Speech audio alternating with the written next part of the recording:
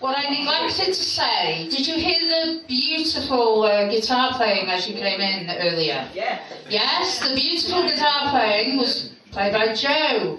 Jo is very shy, and Jo won't be coming up to play, but she wanted to take part, so what do you think? I think she should play later. Yeah. What do you think? I think she should. Are you going to kill me now, Jo? Yeah. Do a piano accompaniment. Do a piano accompaniment. Right, well, we are going to move away from Spain and 17th century England and where else? Germany. We went all over the country, all over the world, didn't we? And we're going to have our first comedian of the evening. Are you ready in the back there? Yes. Nearly? Nearly? Shall I carry on talking? No, I said indeed. Indeed. Right, that's cool. Right, so I want you to give a big, warm welcome to Lewis. It's Lewis King, isn't it? Lewis King. Sorry, I didn't have it in me to swear in front of you then. I do apologise.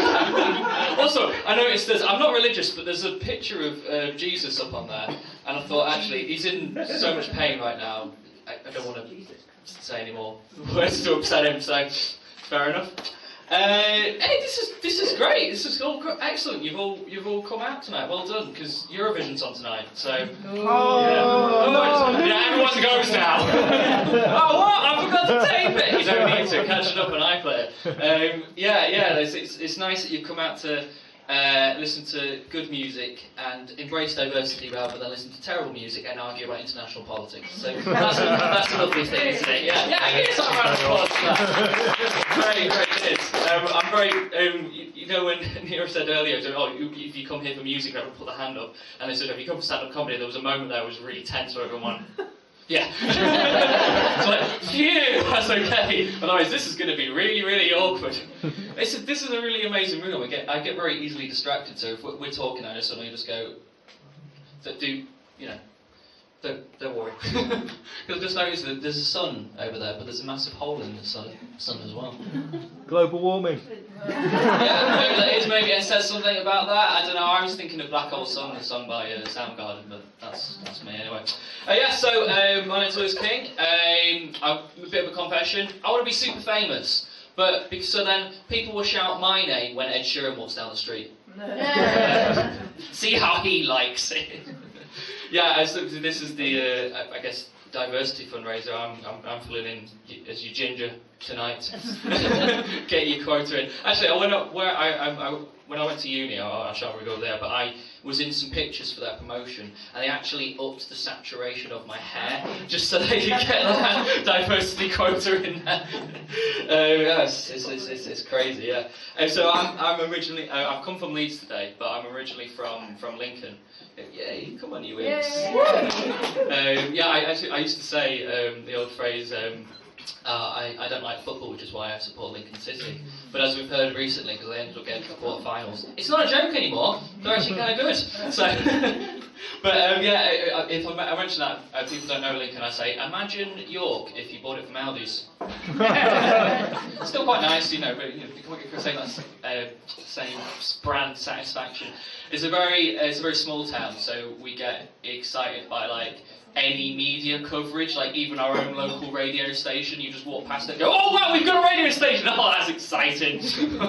There was one time where, I guess if you've seen or a fan of the Channel 4 show, The In-Betweeners. You know, comedies, have you ever seen that? Yeah! Someone was laughing at that. There was a phrase in it where basically Lincoln got described as a shithole. That was the actual phrase. And we were just so excited to get mentioned on TV. The day after, we were like, oh, did you think we were on TV last night? Wow, imagine that. Maybe one day we'll be on the map.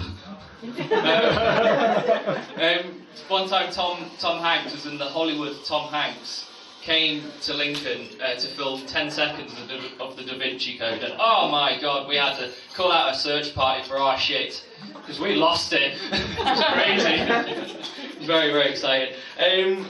It's a strange town to come from. I love it, but people, because of that small town sort of mentality, people say really bizarre things. Like there was this Facebook page on well, Facebook, I don't know where else it would be, called Lincoln Problems, and they're sort of like these observations of Lincoln and stuff, but they're just, I don't know, they're just really bizarre. Like, there was once someone posted them, like, as a meme that went, "Women wear Primark clothes, only in Lincoln." I think it was written by somebody that's never left Lincoln and not realised that the high streets are the same in different places. And there was another one that said, Lincoln, Starbucks, everywhere there's 2. Yeah, so I don't think they've left. I'm really talented, so I can do some impressions for you if you like. Do you like that? Yeah. Okay, alright. First impression. Ow! That was an impression of James Brown stepping on something very sharp. Get up off of that pin and dance to your foot's better! Definitely filling in the silliness for tonight. Second impression is an impression of Barney Rubble from the Flintstones. And I know you're supposed to. You're not supposed to tell what the impression is before. You're supposed to guess it, but what? Hey, Fred. So that's the end of the impression. I hope you enjoyed that.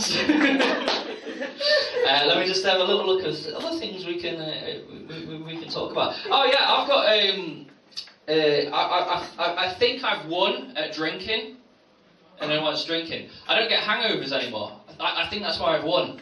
Like the other week, we had a party. It was my friend flatmate's birthday, and I drank whiskey and I drank vodka. I'm not glorifying this, by the way, but I'm just saying that I know how to do it correctly. And then I only had 3 hours sleep, and then I woke up very early because I do some voluntary work. Because I'm a great guy. And then I came back after, and everyone was like looking at me going, "Are you okay? You drank a lot last night." Like, yeah, I'm fine. I think I might be internally hemorrhaging, but you can get over that.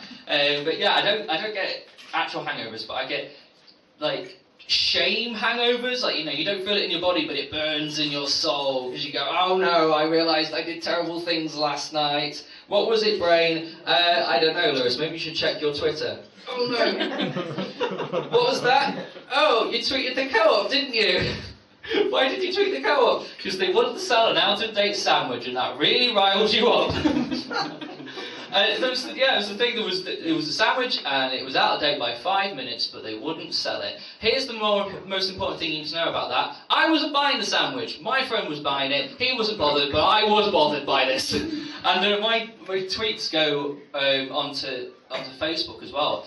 And then somehow I started this massive argument. Well, not argument, but like a kind of revolution about food waste, and everyone was going, "Yeah, this is terrible," and everyone was going, "Yeah, we should fight back." And suddenly I'd become like this reluctant leader, going, "Yeah, okay, like, all right, let's go and take them on." Like if you've seen Life of Brian, where he doesn't want to be the Messiah, but everyone thinks he should be the Messiah. So I'm the Messiah, and it's great to see you all tonight.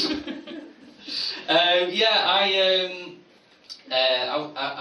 became a single recently, and I was like, "Oh, thanks, guys." It's not like I was soliciting your sympathy then, was it? I prefer the phrase "being made redundant for my relationship."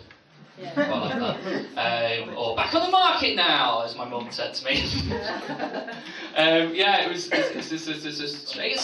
It sucks. It's a strange thing. We were courting for a really long time. You can tell how long because I use the word courting. I've got really sensitive about using the word single now. It seems to resonate with me more. Like I went to like when I've gone to the bar and ordered a drink, I say, "Oh, can I have a whiskey, please?" And then it goes, "Do you want a double?" And I go, "No, I'll have a single." "Actually, no, I will have a double. I think I need it." So now I have to I think I have to go into this strange world of dating, and I don't really understand it. And I may have to even use it. Do we all know about Tinder? Yeah. I may have to use that. I just can't. Because I've got a Windows phone and the apps are terrible on it. They just don't work. I was the day after the whole breakup happened. I decided to cook some crumpets because crumpets crumpets cheer you up. Does anyone else get cheered up by crumpets? Yeah, great, aren't they? Yeah. Just, I'm in a terrible day. Have some crumpets, whack some butter on. Nice. So I did that. Now the thing you need to know is that our toaster is buggered, so it doesn't work. So you have to hold the thing down. It's just sort of gone into manual mode unnecessarily. So the day after, I put some crumpets on, I put them down, and I had to hold it down. And I looked out the window, and it was the sky was like that sort of white kind of mist, you know, like the clouds, and you couldn't see anything. It was a bit like an old, if you play like an old PlayStation 1 game where the scenery hadn't quite rendered properly yet. That's a very nerdy reference, I don't think everyone picked up on that.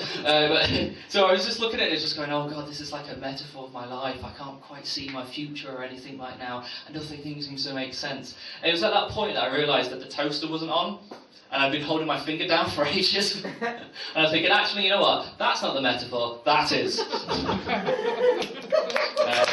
you. So when when the breakup happened, we did have to do it over the phone because she lives down in Lincoln and I live in Leeds. And I kind of knew it was coming. But on the night, my friend had come up and we had made plans, and she sort of kind of thought, oh, no, you know what, I think it might have been right to do it now because, you know, Sam's here and he can support you and stuff. And then she said, oh, you know, you've been a really, really good boyfriend. And I went, oh, thanks, that's a really nice thing to say. I don't suppose I could use that as a testimony? Put that on LinkedIn or anything, you know? And she goes, no, I don't use LinkedIn. Okay, fair enough. And yeah, we were just talking, and I was sort of saying, yeah, I don't really understand why this has happened, and if I'm honest, you've broken my heart, and I don't really want you to go right now. But I have bought tickets to go see the Lego Batman film, and it starts in 5 minutes, so bye? I had to put the phone down and went to see the Lego Batman film. By the way, it's really good. You should go see it. So yeah, this has been really fun. I want to go on the piano. I can't play the piano. I don't know why. Sorry, like I said, I got very easily distracted. So. Play quietly. Play quietly. That's a good option. If you can't play things, play them quietly. No one will know. Right, anyway, I'm going to stop talking now. I think we should have some more music. Do you like that idea? Yeah. Yes, excellent. Thank you very much.